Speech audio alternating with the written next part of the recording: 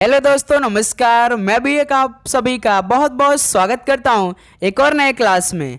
तो साथियों, आज की इस क्लास में एसएससी एमटीएस हवलदार एग्जाम 2025 के लिए जो एमटीएस का 10th लेवल का पूरे पेपर का हल होता है, तो आज की इस क्लास में पूरे पेपर का सलूशन देखेंगे।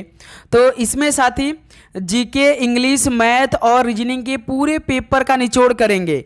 यानी जो आपके एमटीएस हवलदार 2025 में सभी शिफ्टों में इन चारों विषय के सवाल पूछे जाएंगे, तो इन चारों विषय के सवालों का हम लोग निचोड़ आज की इस क्लास में देखने वाले हैं। तो पूरे 55 क्वेश्चन को आज की इस क्लास में डिस्कस करेंगे और आप सभी का सही करने का टारगेट 40 क्वेश्चन रहने वाले हैं।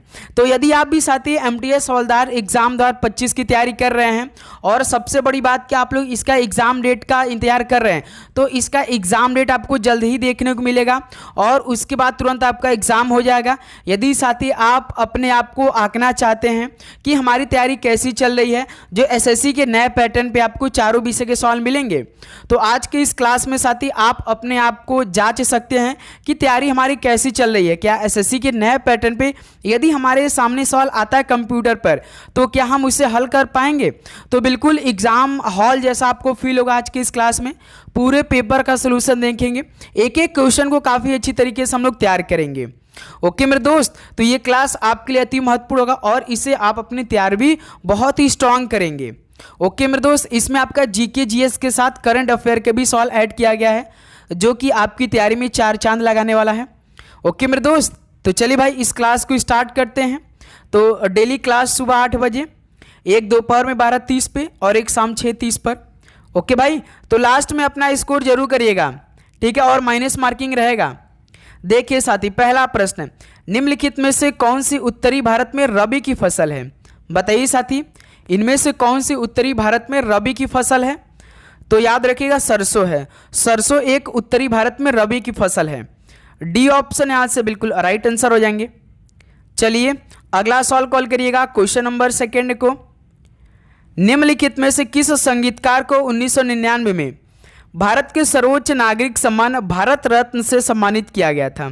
बताइए, किस संगीतकार को 1999 में भारत के सर्वोच्च नागरिक सम्मान भारत रत्न से सम्मानित किया गया था? तो याद रखिएगा साथी, पंडित रविशंकर को। ऑप्शन यहाँ से बिल्कुल राइट आंसर हो जाएंगे। ओके, चलिए अगला सवाल कॉल करिएगा, क्वेश्चन नंबर 3 को। भारत के राष्ट्रपति की सहायता करने और उन्हें सलाह देने के लिए प्रधानमंत्री के साथ एक कौन होगा या होगी? बताइए साथी, तो आप जानते हैं कि भारत के राष्ट्रपति की सहायता करने और उन्हें सलाह देने के लिए प्रधानमंत्री के साथ एक मंत्रिमंडल होगा भी। तो यहाँ से डी ऑप्शन बिल्कुल राइट आंसर हो जाएंगे। ओके, चलिए अगला सवाल कॉल करिए, तो क्वेश्चन नंबर 4 को। देखिए, निम्नलिखित में से कौन तारीख-ए-फिरोज शाही पुस्तक के लेखक थे? बताइए साथी, तारीख-ए-फिरोज शाही पुस्तक के लेखक कौन थे? तो याद रखिएगा जियाउद्दीन बर्नी थे। बी ऑप्शन यहाँ से बिल्कुल राइट आंसर हो जाएंगे। चलिए अगला सवाल कॉल करिए, क्वेश्चन नंबर 5 को। फुटबॉल मैच में 2 गोल पोस्टों के बीच की दूरी कितनी होती है? बताइए साथी, फुटबॉल मैच में 2 गोल पोस्टों के बीच की दूरी कितने मीटर होती है? तो साथी याद रखिए 7.32 मीटर की होती है। डी ऑप्शन बिल्कुल राइट आंसर हो जाएंगे। चलिए अगला सवाल कॉल करिएगा, क्वेश्चन नंबर 6 को। झेलम नदी निम्नलिखित में से किस उद्गम स्थल से निकलती है? बताइए, झेलम नदी किस उद्गम स्थल से निकलती है? तो साथी याद रखिएगा वेरीनाग झरना से निकलती है झेलम नदी। ऑप्शन सी बिल्कुल राइट आंसर हो जाएंगे। चलिए अगला सवाल कॉल करिएगा, क्वेश्चन नंबर 7 को। दिए गए विकल्पों में से वामन ग्रह की पहचान करिए। चलिए साथी, इनमें से वामन ग्रह की पहचान करना है, तो कौन सा वामन ग्रह है? तो याद रखिए साथी, प्लूटो है, जो कि एक वामन ग्रह है। बी ऑप्शन बिल्कुल राइट आंसर हो जाएंगे। ओके, चलिए अगला सवाल कॉल करिए, तो क्वेश्चन नंबर 8 को। निम्नलिखित में से किस भारतीय संगीतकार की आत्मकथा का शीर्षक रागमाला है? बताइए साथी, किस भारतीय संगीतकार की आत्मकथा का शीर्षक रागमाला है? तो भाई याद रखिएगा रविशंकर की है। डी ऑप्शन यहाँ से बिल्कुल परफेक्ट आंसर हो जाएंगे। ओके, चलिए नेक्स्ट अगला सवाल कॉल करिए, तो क्वेश्चन नंबर 9 को। देखिए, गणेश चतुर्थी हिंदू कैलेंडर के किस महीने मनाई जाती है? बताइए साथी, गणेश चतुर्थी हिंदू कैलेंडर के किस महीने मनाई जाती है? तो साथी याद रखिए, भाद्रपद महीने मनाई जाती है गणेश चतुर्थी हिंदू कैलेंडर के। डी ऑप्शन बिल्कुल राइट आंसर हो जाएंगे। चलिए अगला सवाल कॉल करिए तो क्वेश्चन नंबर 10 को, भारत में संघ की कार्यपालिका शक्ति किसको प्राप्त है? बताइए, भारत में संघ की कार्यपालिका शक्ति किसको प्राप्त है? तो राष्ट्रपति को प्राप्त है। बी ऑप्शन यहाँ से बिल्कुल राइट आंसर हो जाएंगे। चलिए नेक्स्ट अगला सवाल कॉल करिए तो क्वेश्चन नंबर 11 को, निम्नलिखित में से कौन सा नृत्य युग्म केरल से संबंधित है? बताइए साथी, इनमें से कौन सा नृत्य युग्म केरल से संबंधित है? तो साथी ध्यान से देखिएगा, जैसे केरल से आपका कथकली एक फेमस है और एक मोहिनीअट्टम फेमस है, तो यही आपका सी ऑप्शन बिल्कुल परफेक्ट आंसर हो जाएगा। यदि आपको कुचिपुड़ी मालूम होगा तो ये साथी आंध्र प्रदेश का है, सत्रिया जैसे असम का है ना मेरे दोस्त। मोहिनीअट्टम कहाँ का है साथी? केरल का है। भरतनाट्यम आपका तमिलनाडु, कथक आपका यूपी का है, तो इसलिए मेरे दोस्त सी ऑप्शन बिल्कुल ठीक है। चलिए नेक्स्ट अगला सवाल कॉल करिए तो क्वेश्चन नंबर 12 को, वर्ष 2011 की जनगणना के अनुसार किस केंद्र शासित प्रदेश का लिंगानुपात सबसे अधिक है? बताइए साथी, 2011 की जनगणना के अनुसार किस केंद्र शासित प्रदेश का लिंगानुपात सबसे अधिक है? तो साथी पुदुचेरी का है। बी ऑप्शन यहाँ से बिल्कुल राइट आंसर हो जाएंगे। चलिए अगला सवाल कॉल करिएगा क्वेश्चन नंबर 13 को, कौन से खाद्य पदार्थ विटामिन B12 का अच्छा स्रोत होते हैं? बताइए साथी, खाद्य पदार्थ विटामिन B12 का सबसे अच्छा स्रोत कौन होते हैं भाई? तो याद रखिएगा मांस होते हैं। सी ऑप्शन बिल्कुल परफेक्ट आंसर हो जाएंगे। चलिए अगला सवाल कॉल करिए साथी क्वेश्चन नंबर 14 को, 2011 की जनगणना के अनुसार दमन और दीव का लिंगानुपात कितना है?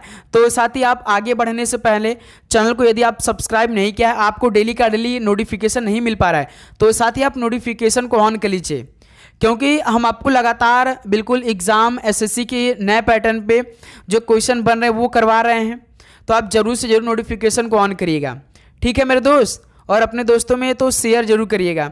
बताइए साथी, 2011 की जनगणना के अनुसार दमन और दीव का लिंगानुपात कितना है? तो 618 है। डी ऑप्शन 618 बिल्कुल परफेक्ट आंसर हो जाएंगे। चलिए दोस्त अगला सवाल कॉल करिए क्वेश्चन नंबर 15 को, निम्नलिखित में से कौन सी नदी सिंधु नदी प्रणाली की सहायक नदी है? सिंधु नदी प्रणाली की सहायक नदी कौन सी है? तो सतलुज नदी है। बी ऑप्शन यहाँ से बिल्कुल राइट आंसर हो जाएंगे। चलिए अगला सवाल कॉल करिए क्वेश्चन नंबर 16 को, पश्चिमी घाट की पहाड़ियों में प्रायः औसत तापमान कितना होता है? बताइए साथी, पश्चिमी घाट की पहाड़ियों में प्रायः औसत जो तापमान होता है वो कितना डिग्री सेल्सियस होता है? तो साथी याद रखिएगा ये 25 डिग्री सेल्सियस से नीचे होते हैं। सी ऑप्शन बिल्कुल परफेक्ट आंसर हो जाएंगे। ओके चलिए नेक्स्ट अगला सवाल कॉल करिए क्वेश्चन नंबर 17 को, सोशल सर्विस लीग की स्थापना बॉम्बे में किसके द्वारा की गई थी? बताइए साथी, सोशल सर्विस लीग की स्थापना बॉम्बे में किसके द्वारा की गई थी? तो साथी याद रखिएगा नारायण मल्हार जोशी के द्वारा की गई थी। ऑप्शन सी यहाँ से बिल्कुल राइट आंसर हो जाएंगे। चलिए अगला सवाल कॉल करिए क्वेश्चन नंबर 18 को, निम्नलिखित में से किसने 1784 में कलकत्ता में एशियाटिक सोसाइटी की स्थापना की? बताइए साथी, किसने 1784 में कलकत्ता में एशियाटिक सोसाइटी की स्थापना की? तो साथी विलियम जोन्स ने की थी। ऑप्शन यहाँ से आपका बिल्कुल परफेक्ट आंसर हो जाएंगे। चलिए दोस्त अगला सवाल कॉल करिए क्वेश्चन नंबर 19 को, अमर सिम्हा किसके दरबार के तेजस्वी व्यक्तियों यानी दिग्गजों में से एक था? बताइए साथी, अमर सिम्हा किसके दरबार के तेजस्वी व्यक्तियों में से एक था? तो साथ याद रखिए चंद्रगुप्त द्वितीय के दरबार के तेजस्वी व्यक्तियों में से एक था अमर सिम्हा। ऑप्शन यहाँ से बिल्कुल परफेक्ट आंसर हो जाएंगे। चलिए अगला सवाल कॉल करिए तो क्वेश्चन नंबर 20 को, बहमनी साम्राज्य की स्थापना के समय इसकी राजधानी क्या थी? तो साथी बहमनी साम्राज्य की स्थापना के समय इसकी राजधानी क्या थी? बताइए। तो गुलबर्ग था। बी ऑप्शन यहाँ से गुलबर्ग बिल्कुल परफेक्ट आंसर हो जाएंगे। चलिए दोस्त अगला सवाल कॉल करिए क्वेश्चन नंबर 21 को, जंग तालम कौन से भारतीय राज्य का लोक नृत्य है? बताइए साथी, जंग तालम कौन से भारतीय राज्य का लोक नृत्य है? तो साथ ही याद रखिएगा मिजोरम राज्य का है। बी ऑप्शन यहाँ से बिल्कुल परफेक्ट आंसर हो जाएंगे। चलिए अगला सवाल कॉल करिए तो क्वेश्चन नंबर 22 को, उड़ीसा में चावल को किस प्रकार की फसल माना जाता है? बताइए साथी, उड़ीसा में जो चावल को किस प्रकार की फसल माना जाता है? तो साथी याद रखिए निर्वाह फसल माना जाता है चावल को। बी ऑप्शन बिल्कुल राइट आंसर हो जाएंगे। चलिए दोस्त अगला सवाल कॉल करिए क्वेश्चन नंबर 23 को, केंद्र की ओर लगने वाला बल का दूसरा नाम क्या है? केंद्र की ओर यानी सेंटर की ओर लगने वाला बल का दूसरा नाम क्या है? तो सर जी अभिकेंद्री है, जो कि केंद्र की ओर लगने वाला बल का दूसरा नाम अभिकेंद्री होता है। बी ऑप्शन बिल्कुल राइट आंसर हो जाएंगे। चलिए भाई अगला सवाल कॉल करिए क्वेश्चन नंबर 24 को, भारतीय राष्ट्रीय कांग्रेस के निम्नलिखित में से किस अधिवेशन में दादा भाई नौरोजी अध्यक्ष थे? बताइए साथी, भारतीय राष्ट्रीय कांग्रेस के किस अधिवेशन में दादा भाई नौरोजी अध्यक्ष थे? तो साथी कलकत्ता अधिवेशन जो आपका 1886 में हुआ था। ऑप्शन यहाँ से बिल्कुल परफेक्ट आंसर हो जाएंगे। चलिए नेक्स्ट अगला सवाल कॉल करिए क्वेश्चन नंबर 25 को, गोलमेज सम्मेलन के दूसरे सत्र का आयोजन किस वर्ष में किया गया था? बताइए साथी, गोलमेज सम्मेलन के दूसरे सत्र का आयोजन किस वर्ष में किया गया था? तो साथी याद रखिएगा 1931 में किया गया था, यानी डी ऑप्शन बिल्कुल परफेक्ट आंसर हो जाएंगे। चलिए अगला सवाल कॉल करिए क्वेश्चन नंबर 26 को, निम्नलिखित में से कौन सा शब्द स्तूप की संरचना से संबंधित नहीं है? तो साथी इनमें से ऐसा कौन सा शब्द है जो कि स्तूप की संरचना से संबंधित नहीं है? तो देखिए साथी वेदिका तो है, छत्र भी है और हर्मिका भी है, लेकिन साथी विमान नहीं है, तो यहीं से बी ऑप्शन विमान बिल्कुल परफेक्ट आंसर हो जाएंगे।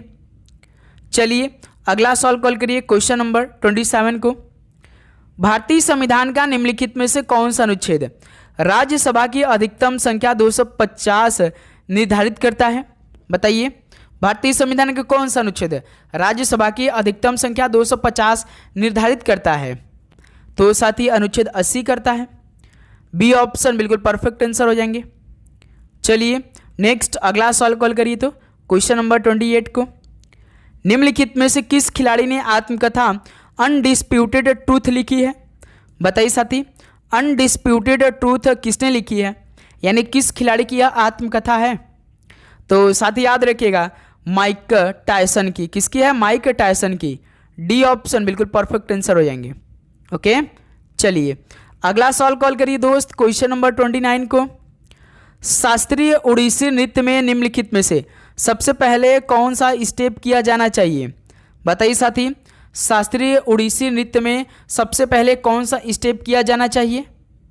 तो सर जी मंगलाचरण सबसे पहले किया जाना चाहिए। डी ऑप्शन बिल्कुल परफेक्ट आंसर हो जाएंगे।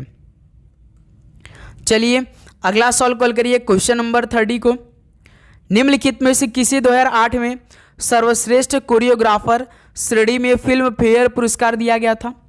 बताइए साथी, किसी 2008 में सर्वश्रेष्ठ कोरियोग्राफर श्रेणी में फिल्म फेयर पुरस्कार दिया गया था? तो सरोज खान को दिया गया था। ऑप्शन यहाँ से आपका परफेक्ट आंसर हो जाएंगे। चलिए दोस्त नेक्स्ट अगला सवाल कॉल करिए तो क्वेश्चन नंबर 31 को, गणतंत्र दिवस की परेड के लिए राजपथ कौन से साल में अस्थायी स्थल बन गया था? ये महत्वपूर्ण सवाल है, ये इंपॉर्टेंट सवाल बनेंगे आपके आने वाले एसएससी एग्जाम के लिए। बताइए साथी, गणतंत्र दिवस की परेड के लिए राजपथ कौन से साल में अस्थायी स्थल बन गया? तो साथी याद रखिए 1955 में। ऑप्शन यहाँ से आपका पल बिल्कुल राइट आंसर हो जाएंगे। चलिए दोस्त अगला सवाल कॉल करिए क्वेश्चन नंबर 32 को। भाई लास्ट में अपना स्कोर जरूर करिएगा। तो किस गुप्त राजा ने विक्रमादित्य की उपाधि धारण की थी? तो किस गुप्त राजा ने विक्रमादित्य की उपाधि धारण कर ली थी? तो सर जी चंद्रगुप्त सेकंड ने। ऑप्शन यहाँ से आपका बिल्कुल राइट आंसर हो जाएंगे। चलिए नेक्स्ट अगला सवाल कॉल करिए तो क्वेश्चन नंबर 33 को। देखिए क्या दे रखा है सवाल, 82वां गोल्डन ग्लोब अवार्ड 2025 में सर्वश्रेष्ठ फिल्म अभिनेता कौन थे?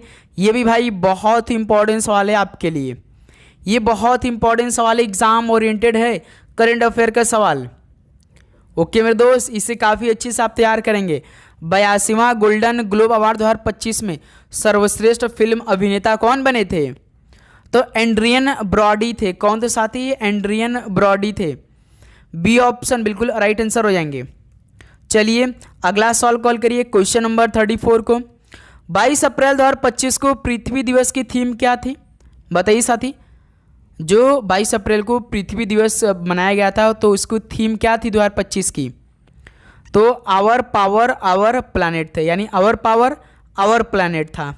ऑप्शन यहाँ से बिल्कुल राइट आंसर हो जाएंगे। ओके, चलिए अगला सॉल्व कॉल करिए तो क्वेश्चन नंबर 35 को। मानव विकास सूचकांक 2025 में भारत की रैंक क्या थी? बताइए। मानव विकास सूचकांक 2025 में भारत की रैंक क्या है? तो 130वां नंबर पर भारत है। ऑप्शन यहाँ से बिल्कुल परफेक्ट आंसर हो जाएंगे। चलिए दोस्त अगला सॉल्व कॉल करिए तो क्वेश्चन नंबर 36 को। तो अब देखिए साथी, आप सभी को इंग्लिश के क्वेश्चन मिलेंगे, तो मेरे दोस्त इंग्लिश के सारे क्वेश्चन आप जरूर पढ़िए और उसे काफ़ी अच्छी तरीके से तैयार करिए। चलिए तो क्वेश्चन नंबर 36 का राइट आंसर दीजिए। देखिए, select the most appropriate synonyms of the given word, यानी पर्यायवाची, पहला ही पर्यायवाची और आपके एक ही शिफ्ट में कम से कम साथी एंटोनिम सिनोनिम से 6 क्वेश्चन का औसतन रहेगा भाई क्वेश्चन। तो याद रखिए 6 यानी 18 नंबर एक ही शिफ्ट में सिनोनिम्स और एंटोनिम के सॉल्व पूछे जाएंगे। जैसे इंट्रैक्टेबल का मतलब साथी क्या होता है? इंट्रैक्टेबल का मतलब होता है साथी जिद्दी। जैसे कोई जिद्दी होता है ना तो उसे हम क्या बोलते हैं? इंट्रैक्टेबल बोलते हैं, जिद्दी बोलते हैं। या तो साथी अनुशासित न होने वाला, जो साथी अनुशासित नहीं होता है, अनुशासित न होने वाला इंट्रैक्टेबल बोलते हैं।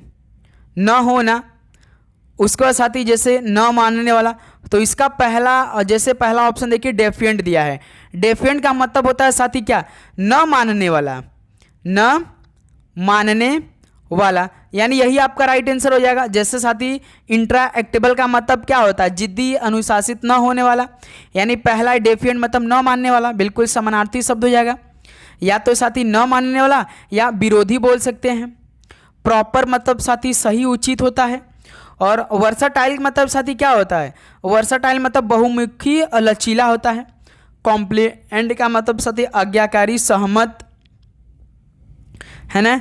तो इस सवाल का मेरे दोस्त ऑप्शन ए बिल्कुल राइट आंसर हो जाएंगे। डेफिएंट बिल्कुल परफेक्ट आंसर हो जाएंगे। चलिए अगला सवाल कॉल करिए क्वेश्चन नंबर 37 को। देखिए, select the option that can be used as a one word substitute for the given group of word, यानी अनेक शब्दों के लिए एक शब्द बताइए।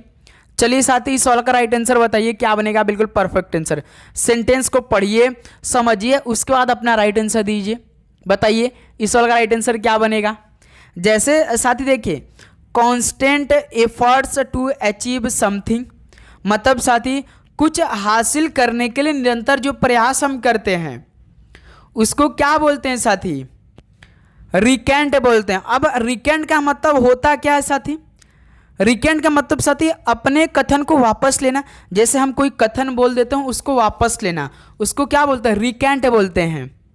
और साथी जो यहाँ पे परसेवरेंस का मतलब क्या होता है? भाई स्पेलिंग आप लोग ध्यान से देखते रहिए, इसी में से कोई स्पेलिंग दे देगा, उसी को कुछ एकाक वर्ड आपका छोड़ देगा और पूछ देगा। तो जैसे परसेवरेंस का मतलब क्या होता है साथी?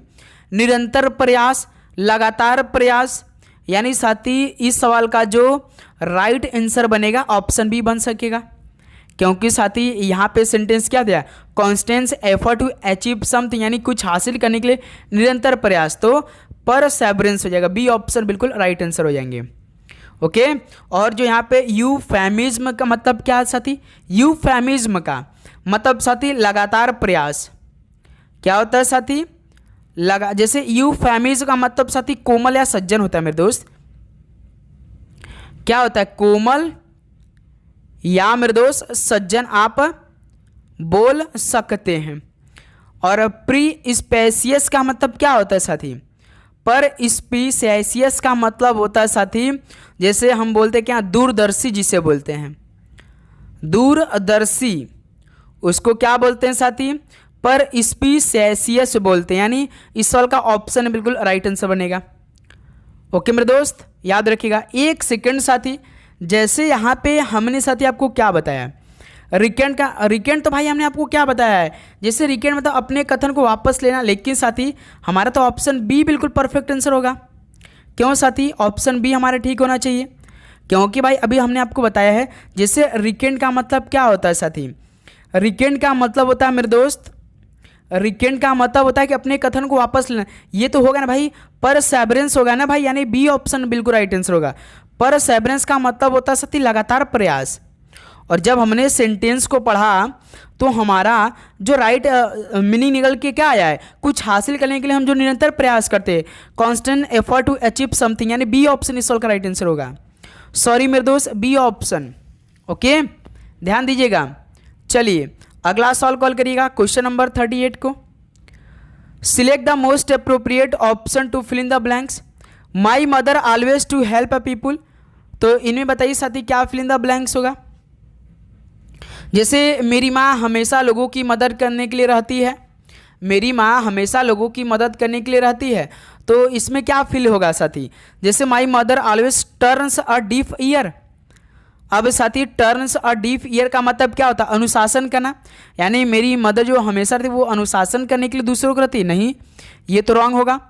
टेक्स अ रेन चेक, इसका मतलब साथी बाद के लिए टालना। जैसे हम लोग कोई चीज़ को बाद के लिए टाल देते हैं उसको क्या बोलते हैं, टेक्स अ रेन चेक होगा। बी ऑप्शन भी रॉन्ग है।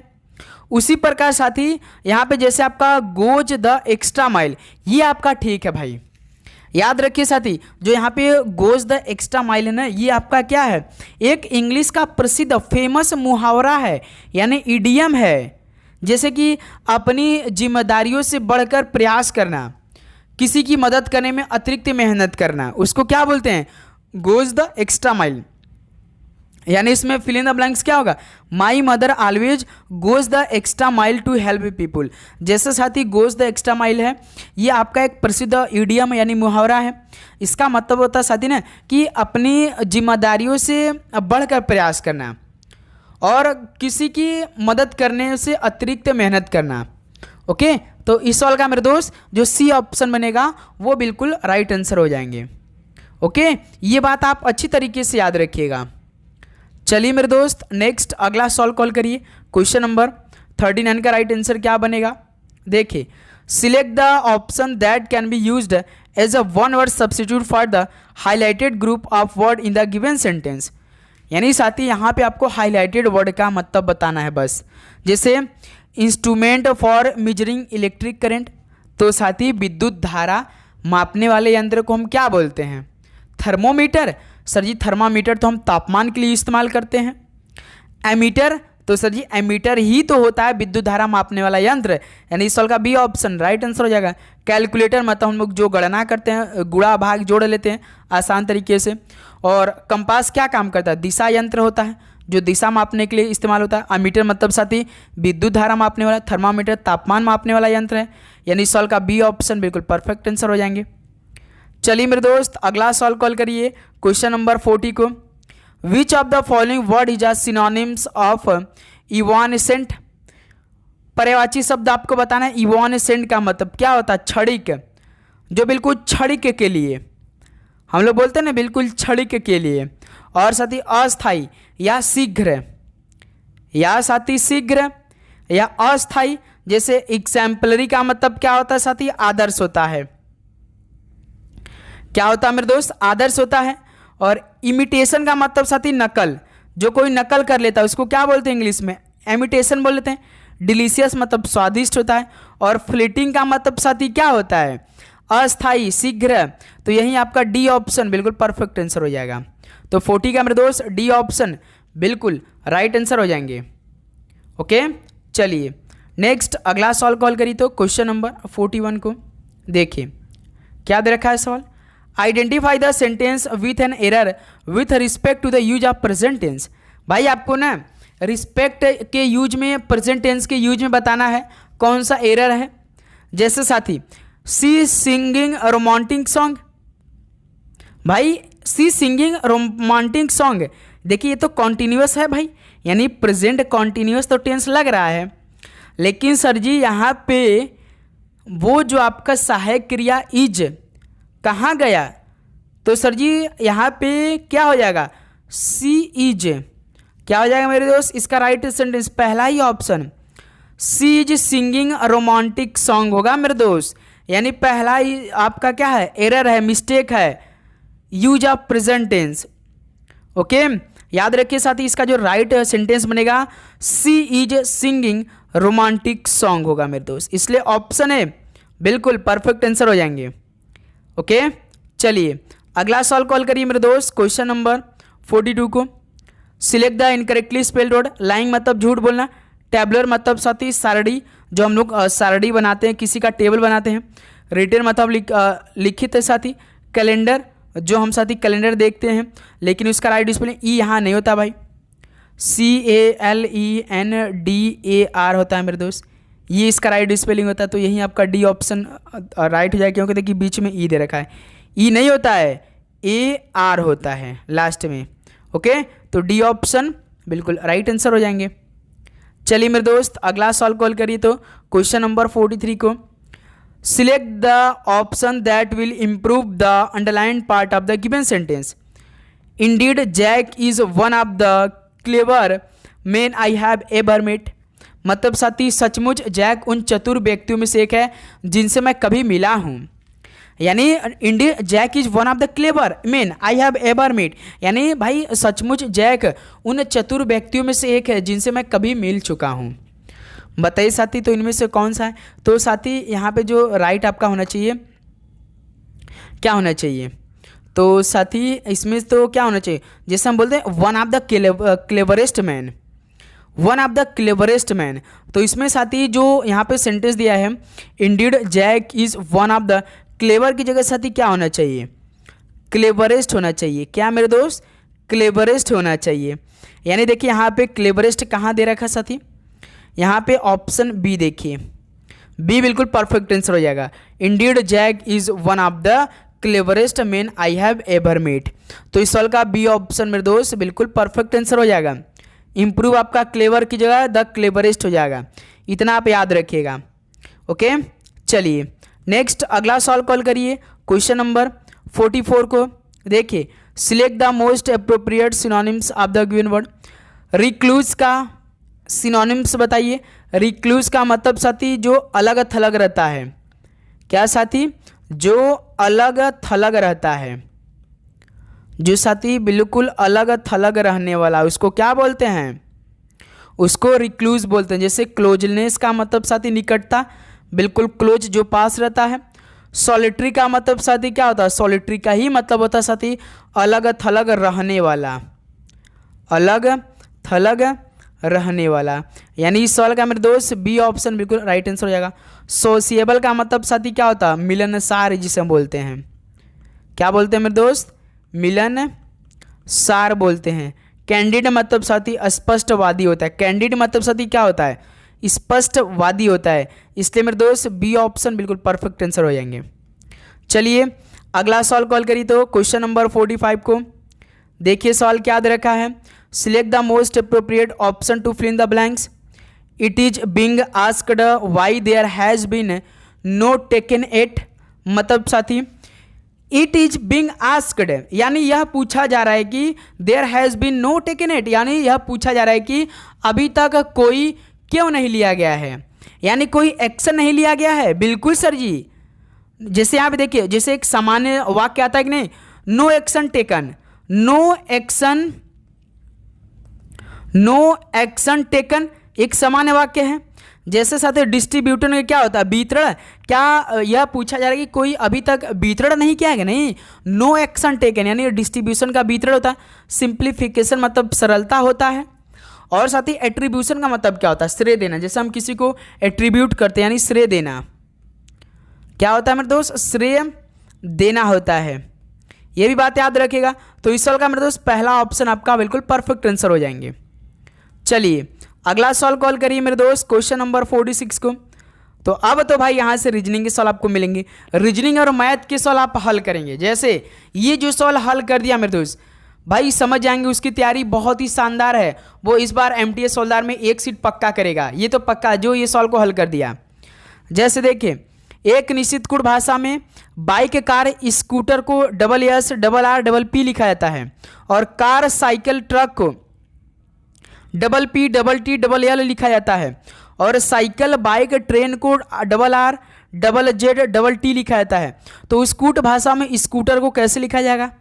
तो साथी इस बार देखिए 3-3 दिया है, यहाँ पे 3-3 कोड किया है और सिंगल साथी केवल स्कूटर का पूछ दिया है।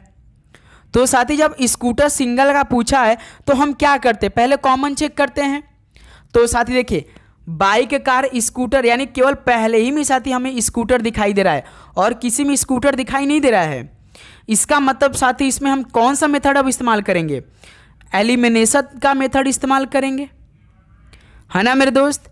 एलिमिनेशन मेथड किस में इस्तेमाल होता है? जब कॉमन नहीं मिले तो हम क्या करते हैं? एलिमिनेशन मेथड लगाते हैं। एलिमिनेशन मेथड किस तो इस्तेमाल होता है? जो कोड हुआ है और जिसमें साथी स्कूटर होगा उसी में हमारा आंसर होगा, यानी साथी हमारा आंसर इसी में होगा। या तो डबल एस होगा, या तो साथी डबल आर होगा, या तो साथी डबल पी आंसर होगा। तो चलिए भाई अब हम लोग जो आपका कोड क्या है उसको एलिमिनेट करते हैं। ध्यान से देखते रहिएगा। देखिए साथी इसमें क्या है, लिख लेते हैं भाई एक जगह, आसानी हो जाएगा। डबल एस है, डबल आर है और डबल पी है। सेकेंड का कोड क्या है साथी? जैसे कार, साइकिल, ट्रक का कोड क्या है? डबल पी है और डबल टी है और साथी डबल एल है। थर्ड का कोड क्या है साथी? देखिए साइकिल, बाइक, ट्रेन का डबल आर है और डबल जेड है और क्या है साथी? डबल टी है। यही है। तो हम लोग कॉमन चेक करते हैं। जैसे साथी देखिए डबल पी इसमें है, डबल पी इसमें है, तो आंसर नहीं होगा। फिर साथी देखिए डबल आर इसमें है, डबल आर इसमें है, तो बचा कौन सा साथी? बचा कौन सा मेरे दोस्त? जो स्कूटर वाले कोड में डबल एस बच चुका है, तो यही हमारा डबल एस, सी आंसर बिल्कुल राइट आंसर हो जाएगा। देखिए साथी हमने आपको बताया था जिसमें स्कूटर होगा उसी में हमारा आंसर होगा। देखिए बाइक, कार, स्कूटर ही केवल स्कूटर एक में ही में दिया है और कोई सी में स्कूटर दिया नहीं है और इसी में हमारा आंसर होगा। तो दो तो देखिए एलिमिनेट हो गए, ये जो आपका दूसरा और तीसरा कोड किया था। तो साथी केवल कौन बचा? यस बचा है, डबल एस बचा है। तो जो स्कूटर का कोड होगा ना वो डबल एस हो जाएगा। तो सी ऑप्शन इस सॉल्व का मेरे दोस्त बिल्कुल परफेक्ट आंसर हो जाएंगे। ओके चलिए अगला सॉल्व कॉल करिए मेरे दोस्त क्वेश्चन नंबर 47 को। देखिए एक निश्चित कूट भाषा में मिल्क को 5, 6, 4, 2 के रूप में कूटबद्ध किया जाता है। लाइक को 8, 4, 2, 5 के रूप में कूटबद्ध किया जाता है। उस भाषा में ई के लिए कूट क्या है? चलिए साथी ये सॉल्व आपके लिए है, जरा सा आप दिमाग लगाइए। इस सॉल्व का राइट आंसर क्या बनेगा? फटाफट बताइए मेरे दोस्त क्या बनेगा बिल्कुल परफेक्ट आंसर। तो सर जी हमसे केवल ई का पूछा है, तो पहले दोनों में कॉमन चेक करेंगे। ई देखिए मिल्क है, मिल्क में ई है नहीं, इसका मतलब हमें साथ ही एलिमिनेशन मेथड लगाना है। MIL के मिल्क में 4 अक्षर, तो 4 अलग अलग नंबर कोड दिया गया है, 5, 6, 4, 2। और लाइक है LIKE, लाइक में 4 अक्षर देखिए 8, 4, 2, 5 है, तो पूछे किसका? ई। देखिए साथी ई तो देखिए मिल्क में है नहीं, इसका मतलब हम तुरंत क्या करेंगे? Elimination method. एलिमिनेशन मेथड हमेशा साथी आपका किस में इस्तेमाल होता है? कोड में। देखिए 5 इसमें है, 5 इसमें भी है और साथी 4 इसमें है, 4 इसमें है और साथी 2 इसमें है, 2 इसमें है। तो लाइक में देखिए ई है, तो बचा कौन सा नंबर? केवल 8 बचा। लाइक में केवल 8 नंबर बचा, तो ई का नंबर 8 हो जाएगा। तो यही कोड हो जाएगा मेरे दोस्त, यानी सॉल्व का सी ऑप्शन बिल्कुल परफेक्ट आंसर हो जाएगा। जिसमें साथी ई है उसी में हमारा आंसर होगा। याद रखिएगा, कंफ्यूज आपको नहीं होना है, ठीक है। नेक्स्ट अगला सॉल्व पे बढ़ा जाए बिल्कुल। चलिए साथी नेक्स्ट अगला सॉल्व कॉल करिए तो क्वेश्चन नंबर 48 को। देखिए निम्नलिखित समीकरण में को सही करने के लिए किन 2 संख्याओं को आपस में बदला जाना चाहिए? तो साथी इस बार तो समीकरण बहुत जानदार दिया है भाई। जैसे साथी यहाँ पे ब्रैकेट में 8/2 है गुणा 11, 9, 11 - 9 गुणा 3 प्लस ब्रैकेट में 51/17 गुणे 6 = 30, यानी साथी यही हमें 30 आंसर लाना है। और साथी पहला ऑप्शन हम उठाएंगे, जहाँ जहाँ साथी 11 होगा और 6 होगा वहाँ पे बदलना है हमें। ओके साथी देखिए सॉल्व दिया है कि किन 2 संख्याओं को आपस में बदला जाना चाहिए, यानी साथी हमें अब ऑप्शन का मदद लेना पड़ेगा, यानी 30 = 30 आंसर हमें लाना है कैसे भी करके। तो साथी सबसे पहले हम ब्रैकेट को हल कर लेते हैं। जैसे साथी देखिए 2 का भाग 8 में देंगे तो 4 हो जाएगा, तो इधर से 4 × 11 - 9 गुणा 3 प्लस, फिर देखिए साथी 51/3 है, यानी साथी 17 का भाग 51 में देंगे 3 बार में, यहाँ पे गुणा 6, तो ये हल हो चुका है। अब साथी हमारा नया समीकरण बनाना आ चुका है, यानी पहला ऑप्शन को हम उठाएंगे, 11 और 6 को आपस में बदलते हैं, जहाँ जहाँ 11 वहाँ पे 6, जहाँ पे 6 होगा यहाँ पे 11, केवल 2 ही जगह दिखाई दे रहा है।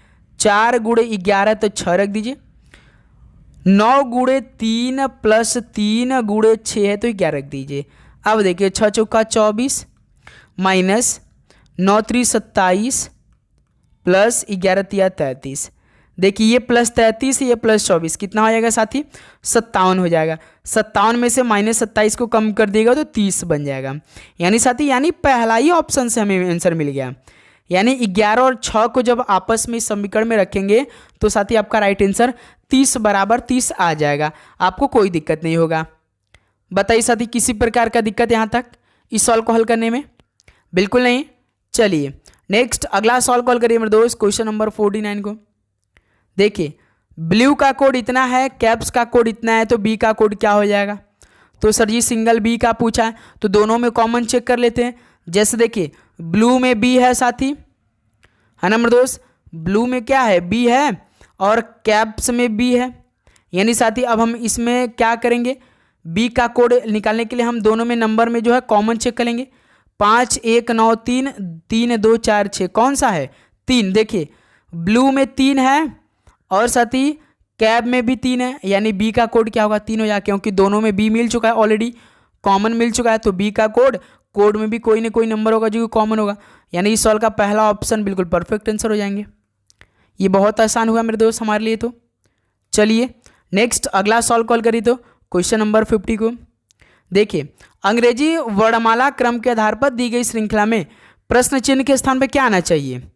यम यस एन, यल आर एम, के क्यू एल, जे पी के, यहाँ पे क्वेश्चन मार्क है। चलिए साथी जरा सा राइट आंसर निकाल के बताइए तो क्या आएगा। जैसे देखिए हमने आपको बताया जब इस तरह का अक्षरों का श्रृंखला दे तो तुरंत साथी हर एक पहले का सबका पहला अक्षर उठाइए।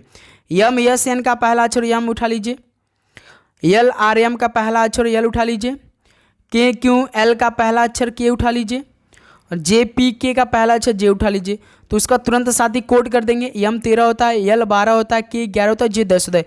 देखिए साथ ये तो घट रहा है, यानी 13 12 11 10 यानी 9 हो जाएगा। 9 पे कौन अच्छा रहता है आई आता है, यानी साथ ही हमारा जो आंसर मिलेगा आई से मिलेगा। देखिए कौन सा ऑप्शन, या तो ऑप्शन ए होगा या तो ऑप्शन बी होगा। ऑप्शन सी को काटते हैं, ऑप्शन डी को, क्योंकि साथ ही ये देखिए जे से स्टार्ट किया, ये भी जे से स्टार्ट किया है, लेकिन हमारा आंसर तो आई से मिल रहा है। ठीक है, अब हम साथी किसको चेक करेंगे, सेकंड अक्षर को चेक कर लेते हैं। ये तो हमें मिल चुका है ना आई से हमारा आंसर मिल रहा है। अब सेकंड अक्षर को उठाते हैं, यम यस एन का सेकंड अक्षर यस है, यल आर यम का सेकंड अक्षर आर है, के क्यू एल का सेकंड अक्षर क्यू है और जे पी के का सेकंड अक्षर पी है।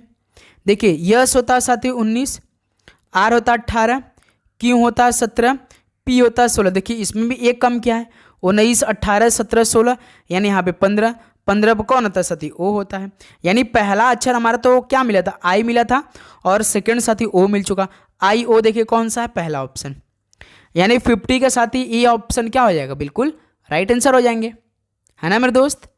चलिए अगला सॉल्व कॉल करिए साथी क्वेश्चन नंबर 51 को। तो ये तो साथी मैथ के सॉल्व है भाई। चलिए जरा इस सॉल्व का राइट आंसर निकाल के बताइए आप लोग। 4 वर्षों के लिए 3% वार्षिक की ब्याज दर पर उधार ली गई राशि 2500 पर साधारण ब्याज रुपीज में ज्ञात करिए। तो साथी सिंपल इंटरेस्ट बराबर क्या होता है, principal rate into time. Principal सबसे अधिक नंबर में 2500 दे रखा है, रेट हमेशा प्रतिशत में 3%, टाइम में साथी 4 वर्ष बटे में 100, डबल जीरो से डबल जीरो कैंसिल, 25 या 75, 75 गुणे 4, 4 पंजे 20 का 0 2, 4 7 28, 3 2 30, यानी 300 आएगा। यानी इस सवाल का बी ऑप्शन बिल्कुल परफेक्ट आंसर हो जाएंगे, है ना मेरे दोस्त। भाई आपको किसी भी प्रश्न पे डाउट हो तो कमेंट करके बता दीजिए, डाउट लेकर नहीं चलना है, क्योंकि इस बार साथी एक सीट के लिए निकले हैं और एक लाइक के लिए। भाई आप लाइक सब्सक्राइब दबा कर शेयर करेंगे सभी साथी, ओके। चलिए साथी नेक्स्ट अगला सॉल्व कॉल करिए क्वेश्चन नंबर 52 क्या रखा है किसी वस्तु पर 12% और 18% की दो क्रमिक मूल्य वृद्धि के लिए एकल समतुल्य मूल्य वृद्धि कितनी है? चलिए साथी, जब 2% है और दोनों क्रमिक मूल्य वृद्धि के लिए हैं तो एकल समतुल्य मूल्य वृद्धि कितनी है? तो फॉर्मूला क्या होता है साथी? फॉर्मूला क्या होता है?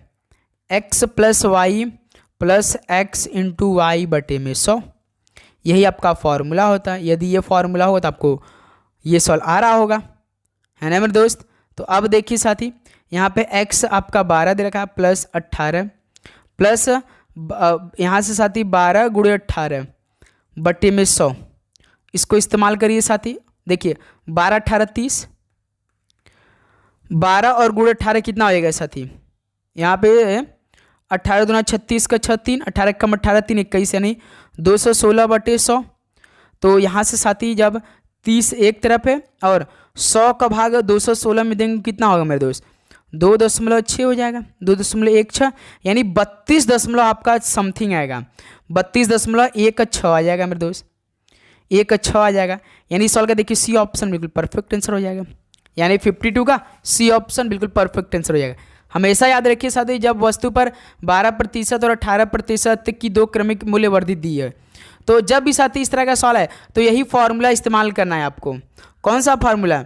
x plus y plus x into y बटे में 100। याद रखिएगा साथी, जैसे आप पहले x प्लस वाई को कर लीजिए, 12 18 कितना होगा? 30 एक तरफ निकाल लीजिए, फिर साथी x इंटू वाई 12 गुणे 18 कितना होगा? 216 हो जाएगा, और बटे में 100, जब इसको भाग कराएंगे तो 2.16 हो जाएगा। तो 30 और 2.16 कितना होगा? 32.16 हो जाएगा। तो यानी सी ऑप्शन बिल्कुल परफेक्ट आंसर हो जाएंगे। ओके साथी, चलिए अगला सॉल्व कॉल करिए। तो क्वेश्चन नंबर 53। तो देखिए, यदि P जो है Q के समानुपाती यानी डायरेक्टली प्रोपोर्शनल है और Q बराबर 8 है और P 7 है, तो Q बराबर 21 होने पर P का मान ज्ञात करें। चलिए साथी, ये सवाल आपके लिए होमवर्क है। चलिए भाई, ये सॉल्व का राइट आंसर निकाल के बताइए। P बराबर Q कांस्टेंट का तो आपने एक आध दो सवाल हल ही किया होगा, फॉर्मूला पे बेस सवाल है, हल करके बताइए साथी। देखिए सवाल क्या दे, यदि P जो है ये Q के समानुपाती यानी डायरेक्टली प्रोपोर्शनल है, Q बराबर 8 है, P बराबर 7 है, Q बराबर 21 है, तो P का मान ज्ञात करिए। चलिए साथी, इस सवाल का राइट आंसर निकाल के बताइए आप लोग। तो क्या आपका राइट आंसर आ रहा है? फटाफट हल करिए मेरे दोस्त। चलिए अगला सॉल्व कॉल करिए साथी। क्वेश्चन नंबर 54 क्या दे रखा है? देखिए 8 12 18 24 और 36 का लसअ ज्ञात करिए, यानी सर ये एलसीएम निकालना है। तो साथी देखिए 8 12 18 24, तो इसका साथी क्या निकल के आएगा एलसीएम? देखिए तो साथी हम 4 से डायरेक्ट काटते हैं, 4 दूना 8, 4 3 12, 4 से तो 18 जाएगा ही नहीं भाई। अब साथी हमें 2 से ही काटना पड़ा है भाई। देखिए 2 चौक 8, 2 छक 12, 2 9 18, 12 दूना 24, फिर 2 से 2 दूना 4, 2 3 6, 9 नहीं जाएगा, 2 छक 12, फिर 2 से साथी 2 1 कम 2 3 9, 2 3 6, अब 3 से जाएगा। देखिए 3 1 कम 3, 3 3 का 9, 3 1 कम, एक बार फिर से 3 से जाएगा, यही हमारा आंसर होगा। 2 दूना 4, दूना 8, 8 3 का 24, 24 3 72, यानी साथी जो 8 12 18 24 और 36 का एलसीएम आएगा वो 72 आएगा, यानी पहला ऑप्शन आपका बिल्कुल परफेक्ट आंसर हो जाएगा। तो आप सभी को तो एलसीएम निकालना आता ही होगा मेरे दोस्त, इसको बताने की जरूरत है नहीं। ओके, जो भी प्रश्न पर आपको डाउट होगा तो साथी जरूर पूछ लीजिएगा, ठीक है। चलिए मेरे दोस्त, लास्ट क्वेश्चन आज की इस क्लास का हल करिए। तो रोहित ने एक जैकेट को ₹7,930 में बेचकर 22% का लाभ कमाया। जैकेट का क्रय मूल्य यानी कास्ट प्राइस, लागत मूल्य ज्ञात करिए। तो सर जी कास्ट प्राइस बराबर, देखिए रोहित ने एक जैकेट को 7,930 में बेच दिया, यानी 7,930 में बेच दिया। उसका प्रॉफिट लॉट यानी 100% रुपये रहा होगा, 22% का लाभ हो गया, यानी साथी 122 हो गया, मल्टीप्लाइड बाई 100 हो जाएगा, यही हो जाएगा साथी। यानी एसपी बराबर में पी प्रतिशत इंटू 100 हो जाएगा, यानी प्रॉफिट परसेंटेज इंटू 100 होता है फॉर्मूला। कास्ट प्राइस बराबर क्या होता है? सेलिंग प्राइस अपन में पास प्रॉफिट परसेंटेज इंटू 100। तो 7,000 कितने साथी 930 बटे में 122 इंटू 100, इसको हल करेंगे तो कितना आंसर आएगा?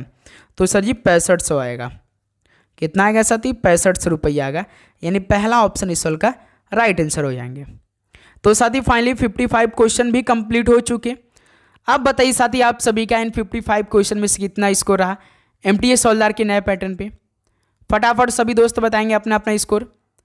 तो उम्मीद करूँ दोस्त आपको हर एक क्वेश्चन बहुत ही शानदार तरीके से समझ में आया होगा और आप पूरे 55 के 55 क्वेश्चन ही आज के इस क्लास में याद कर लिए होंगे। बताइए साथी किसी प्रकार का दिक्कत हो तो बताइए, क्योंकि साथी आपको हम एग्जाम ओरिएंटेड और एसएससी के नए पैटर्न में सारे क्वेश्चन को करा रहे हैं। इन सवालों को कभी हल्के मत लीजिएगा मेरे दोस्त, ओके। पूरे पेपर का हल देखकर ही आपको हम तैयारी करवा रहे हैं मेरे दोस्त। तो इसलिए भाई डेली क्लास करिए, अच्छे से अपनी तैयारी करिए, रिवीजन करिए, मॉक टेस्ट लगाइए मेरे दोस्त।